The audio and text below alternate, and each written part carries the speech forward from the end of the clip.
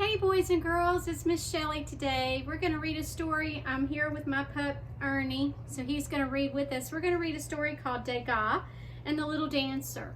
It's written by Lauren Ann Holt, and it's a beautifully written story, and the illustrations are gorgeous, and we're going to show a lot of images of that so you can see them up close, and I can't wait to get started with you. Degas and the Little Dancer by Lawrence Ann Holt. In the middle of a big room in a famous art museum is a beautiful sculpture of a little dancer. She stands with one foot forward, her hands clasped behind her back. She looks tired and a bit sad. The sculpture was made more than 100 years ago by an artist called Degas. The guard who looks after the room in the museum has a story to tell about the little ballerina. When it is raining outside and people have nowhere else to go, someone is sure to ask who she was. Her name is Marie, says the guard. I look at her standing there every day, and I think I know her pretty well. Marie and her parents were very poor, but Marie dreamed of only one thing. She wanted to be a dancer. Not just any dancer. She wanted to dance at the Paris Opera House. She wanted to be the most famous ballerina in the world. Marie's father was a tailor and her mother took in laundry. They worked hard and saved their money until the day Marie was ready to take the entrance exam for the big ballet school. Her father made her a special tutu and her mother wished her luck and tied a long peach-colored ribbon in her hair. At the exam, Marie danced as she had never danced before, and the old ballet teacher seemed to like her. If we give you a place, he said, you will have to practice very hard. I know, said Marie. I want to be the most famous dancer in the world. Everyone laughed. We'll see about that, said the old teacher. It was the most exciting day of Marie's life. She couldn't wait to tell her family all about it. But just as she was about to rush home, something happened that almost spoiled her happiness. At the back of the big room, someone started shouting. A girl ran past Marie in tears, and she was followed by a fierce, gray-bearded man, dressed in expensive clothes.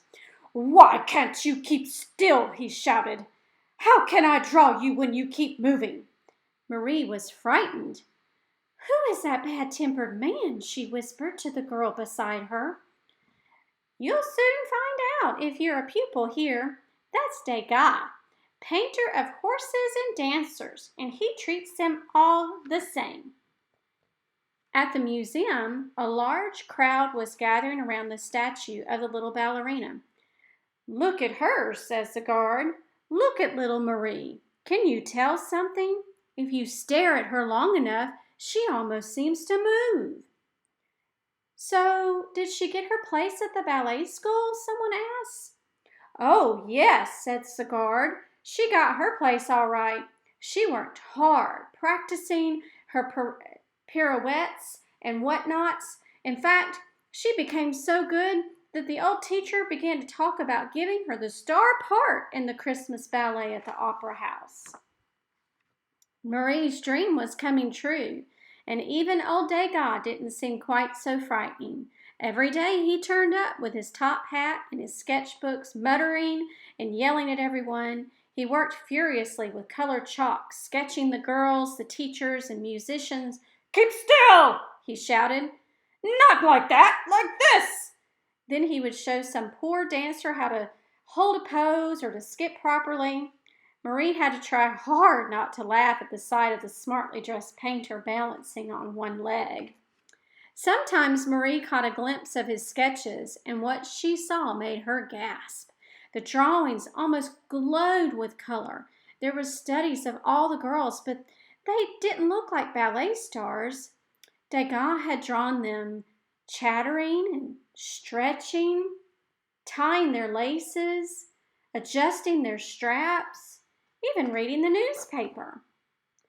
Marie loved her dancing. She was the first to arrive in the morning and the last to go home at night.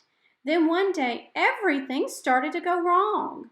Marie's father became ill, and soon he couldn't work anymore. Her mother took an extra washing, but there simply wasn't enough money to pay for all Marie's classes. Her dream of becoming a famous dancer began to fade. "I would love to help you, Marie," said the kind old teacher, "but unless you have lessons every day, I will have to give the main part to someone else.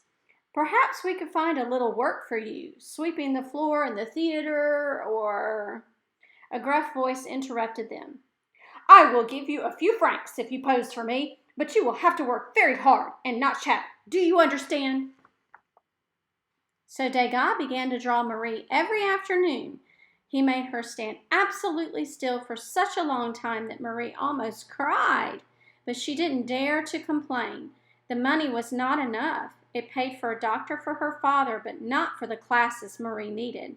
As the Christmas ballet drew near, she knew she would never have the chance to become famous. When the big night came, poor Marie was not even allowed to watch because Degas wanted to work late. While the other girls laughed and chattered and made themselves ready, Marie was left alone with the artist, more irritable than ever. He made her stand looking up at the ceiling with her hands behind her back. All the dancers were used to this pose, but as Degas worked on and on, Marie's neck began to ache. It was getting late. "Excuse me, Monsieur Degas," Marie whispered. "I will have to go home soon. My father is ill and my family will be worried." "Family?" shouted Degas. "Your family will be worried?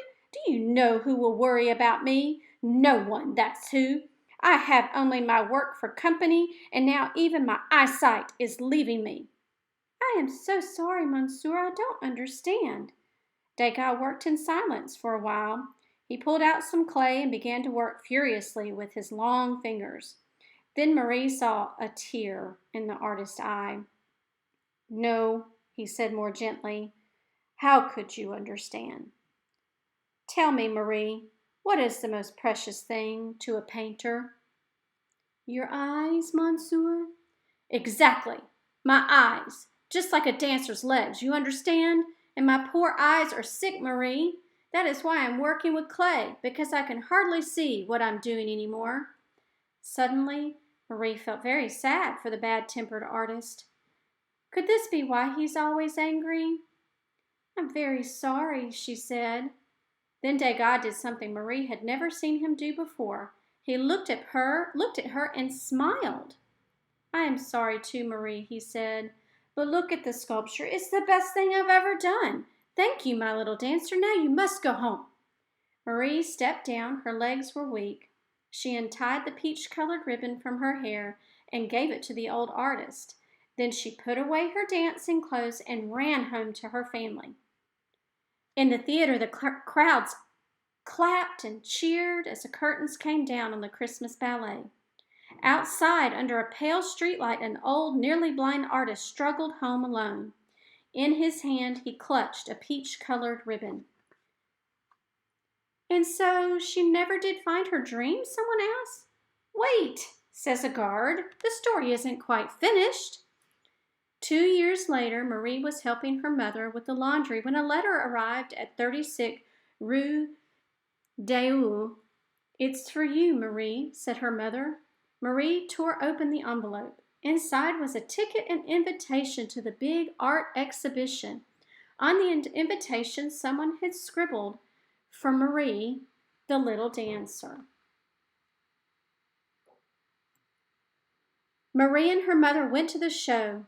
The building was very crowded and the walls were hung with brilliantly colored paintings, but the biggest crowd was gathered around a large glass box.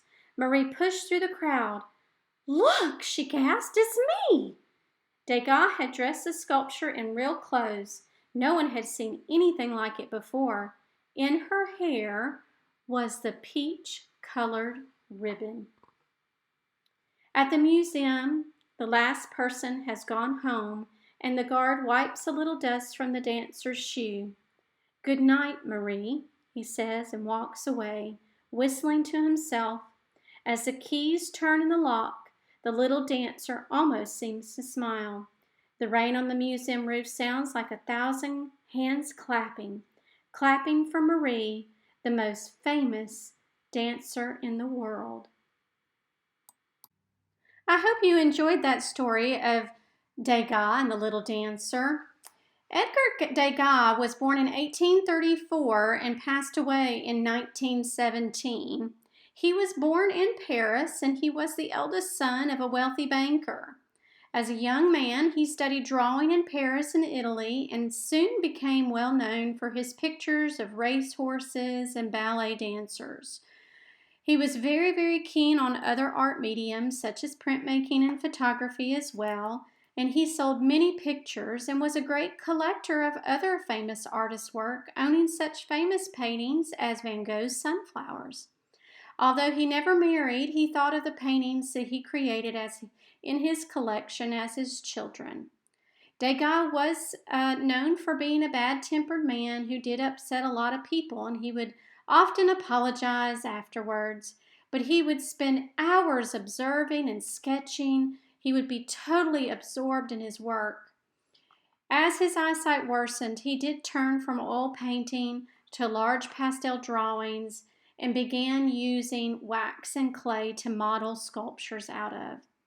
In 1880, he asked Marie, a young pupil at the Opera Ballet School in Paris, to pose for him.